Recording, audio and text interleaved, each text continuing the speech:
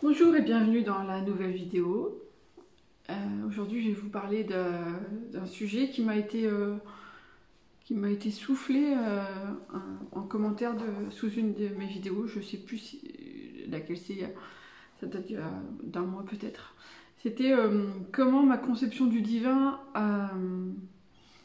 a évolué depuis que j'ai découvert ma médiumnité. Et c'est vrai que je me suis étonnée de ne pas avoir évoqué ce sujet avant parce que c'est quand même c'est intéressant. Donc merci à la personne qui m'a suggéré cette idée. Et voilà, donc je vais faire comme d'habitude, il n'y a pas de plan. Voilà. Alors, pour en revenir au début, je sais pas, peut-être que voilà, c'est bien, je bafouille. Donc je ne sais pas si vous avez vu toutes les vidéos de la chaîne, c'est possible que non. Donc vous savez peut-être pas que mon père a failli devenir prêtre. Mon père a fait ses études au petit séminaire, au grand séminaire. Et donc il se destinait à devenir prêtre. Il était vraiment... il arrivait à la fin de son parcours de formation.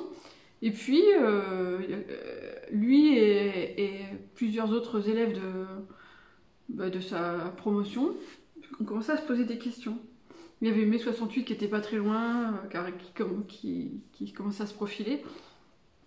C'était une époque de remise en question. Je ne sais pas si c'est juste dans son séminaire à lui ou si ça s'est passé dans pas mal de séminaires en France, mais le fait est que c'était une époque de questionnement, de remise en cause des acquis, de ce qu'on nous enseignait, etc. Enfin, je suppose. En tout cas, le résultat, c'est que finalement, lui et plusieurs autres de ses compagnons ne sont pas devenus prêtres, alors que c'était vraiment au départ ce qu'ils voulaient, c'était leur vocation. Ils avaient toujours foi en Dieu et en Jésus. Hein, papa, si tu passes par là, je pense que je ne dévoie pas ce que tu as vécu. Ils avaient toujours foi en Dieu et en Jésus, mais la manière dont l'Église catholique organisait tout ça leur posait problème. Notamment, ne serait-ce que par rapport au célibat des prêtres. Et donc, il leur a dit « Ciao la compagnie, moi je me casse ». Et donc, ce qui a abouti au fait que quelques mois ou années plus tard, il a rencontré ma mère et ils se sont mariés et ils ont eu 4 enfants merveilleux. Je suis le deuxième rejeton, la deuxième rejetonne. Et donc, voilà, donc mon histoire à moi, elle est quand même bien liée à la religion et à l'église catholique, presque malgré moi. On a été éduqués dans la religion catholique, mais pas non plus fervent, quoi. C'est-à-dire, bon, on avait le droit au catéchisme, le cours de catéchisme, mais moi j'aimais bien ça quand j'étais petite, je voyais mes copains. Le truc, c'est que ça me racontait une histoire, mais je n'ai pas souvenir d'y avoir vraiment cru Jésus, les miracles de Jésus, les anges et tout. Ouais, c'était une histoire parmi d'autres, parmi toutes les histoires que je lisais quand j'étais gamine. Alors, autant j'aime bien les cours de catéchisme parce que j'étais avec mes copains, mais alors la messe, c'était une vraie purge.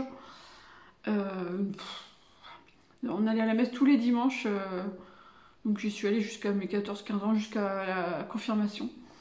Pour ceux qui connaissent, il y a communion privée, je sais même plus à quel âge, ça doit être à 10 ans, non? Je sais pas. Communion solennelle. Ah, ça me fait tousser, excusez-moi, un vieux reste de bronchite là. Donc communion privée, communion solennelle qui doit être à 12 ans, je sais même plus du tout. Et après, confirmation. Et après, je leur ai dit, ciao, moi je ne fous plus jamais les pieds à la messe. Sauf pour les mariages, les enterrements et les baptêmes. Donc c'est-à-dire pas très souvent. Et donc ma conception du divin à cette époque-là, ben je croyais pas du tout. Mais vraiment du tout. Les anges, les archanges, Dieu dans les nuages, le vieux bonhomme avec sa barbe.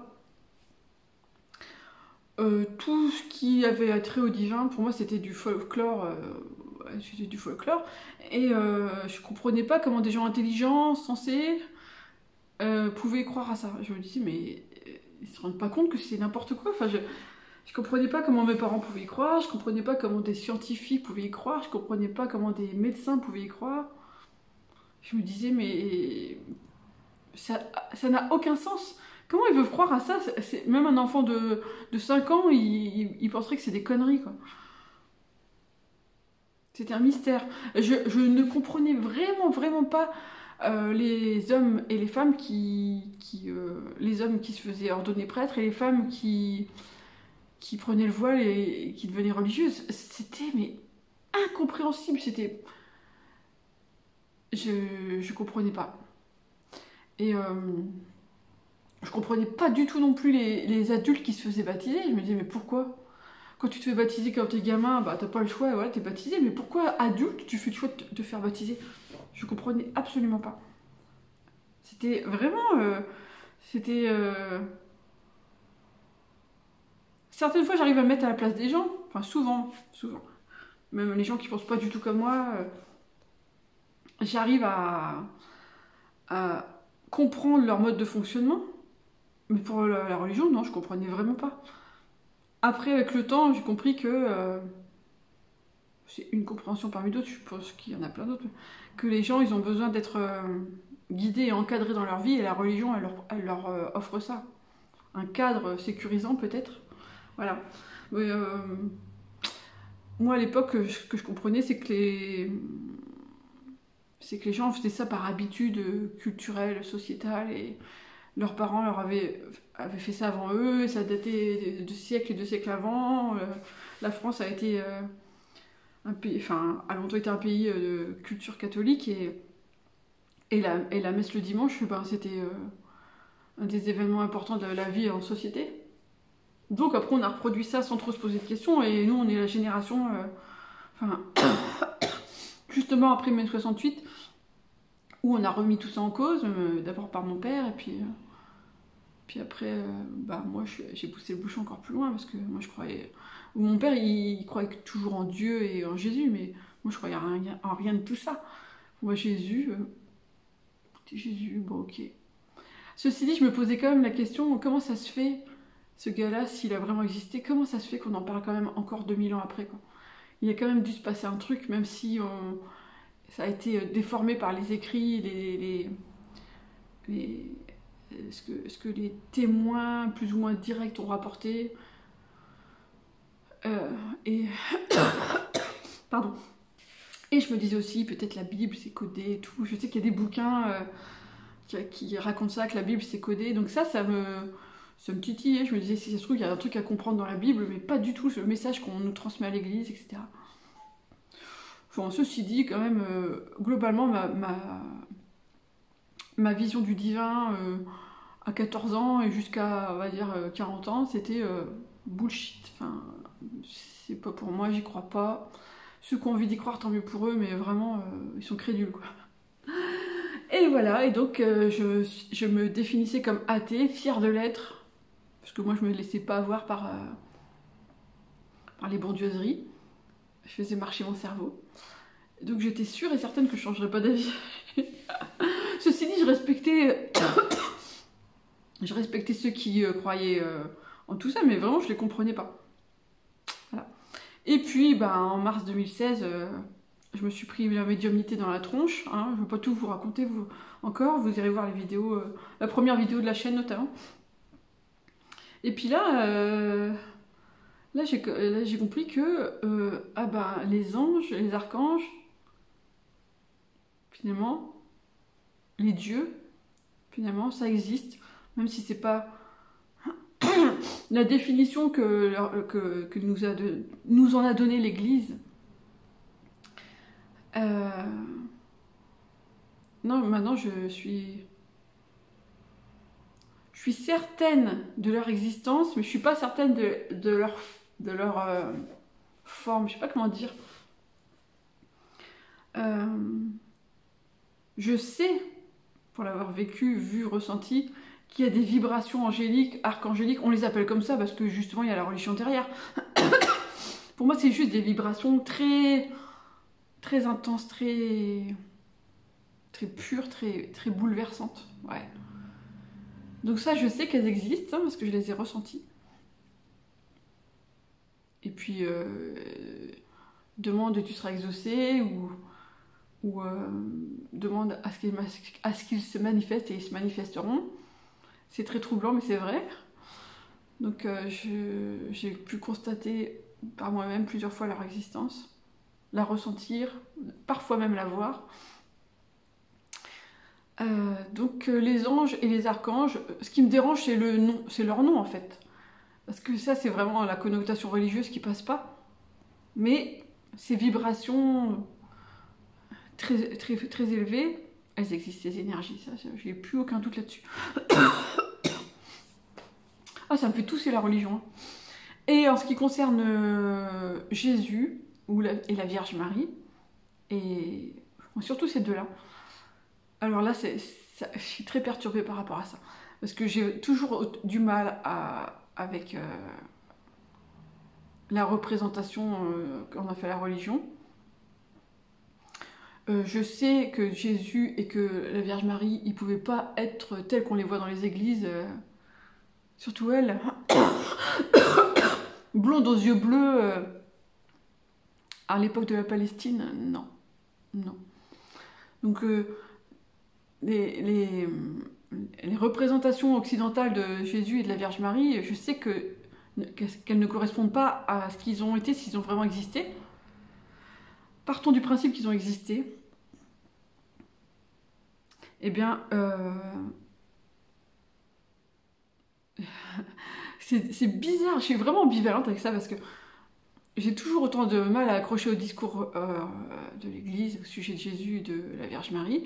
Et en même temps, il m'est déjà arrivé de canaliser Jésus une ou deux fois, peut-être trois, je sais plus, et aussi la Vierge Marie d'autres fois. Alors que je ne crois pas en leur existence, alors que ce que j'ai canalisé, ça ressemblait aux archétypes qu'on voit dans les églises, voilà, blonde aux yeux bleus, et puis lui, peau pâle, etc. Et pourtant, je les ai canalisés, et j'ai senti un amour. Mais ceux qui l'ont ressenti, vous savez de quoi je parle, c'est un truc, ça vous met les larmes aux yeux, vous êtes enveloppé d'amour, et enfin, c'est sublime, c'est sublime. Et il n'y a qu'avec ces énergies-là que je ressens cet amour immense. Je sais pas comment dire, parce que quand c'est des archanges, c'est plus, on va dire, pragmatique, enfin, je sais pas, concret. Mais Jésus et la Vierge Marie, enfin, les énergies qu'on appelle comme ça, c'est de l'amour pur, c'est de l'amour qu'ils envoient. Alors après, est-ce qu'on est influencé quand même, malgré tout, par la religion? Je sais pas. Vous voyez, vous me posez encore beaucoup de questions. Hein. Le fait est que, moi-même me considérant athée et ayant du mal avec Jésus, la Vierge Marie, etc., j'ai canalisé ces gens-là et ça m'a envoyé une maxi-dose d'amour dans la tronche qui m'a presque mis KO. Pardon. Et donc voilà. Le divin, dans ma vie, c'est très paradoxal et contradictoire, je sais pas comment dire.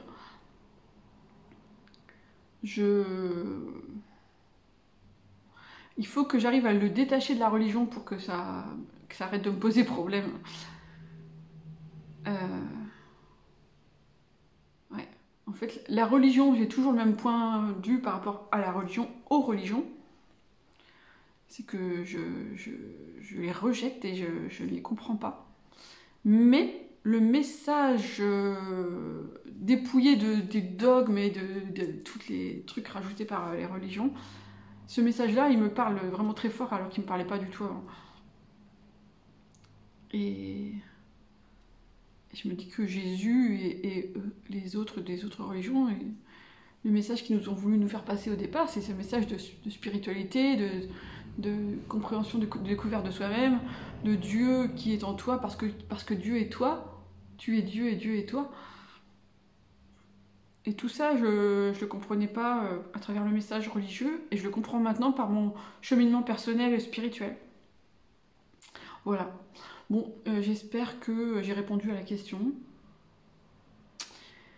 Peut-être je ferai d'autres vidéos sur le sujet parce que c'est vaste, hein, mais globalement, le divin, j'y crois, je le vis, mais peut-être que j'appelle pas ça comme ça. Peut-être que j'appelle pas ça le divin. J'appelle ça l'univers ou la source, mais c'est vrai que j'ai du mal à dire Dieu ou les anges et les archanges. J'ai vraiment du mal. Je préfère dire l'univers. L'univers, ça englobe tout. L'univers, c'est quoi? C'est vous et c'est moi. C'est nous.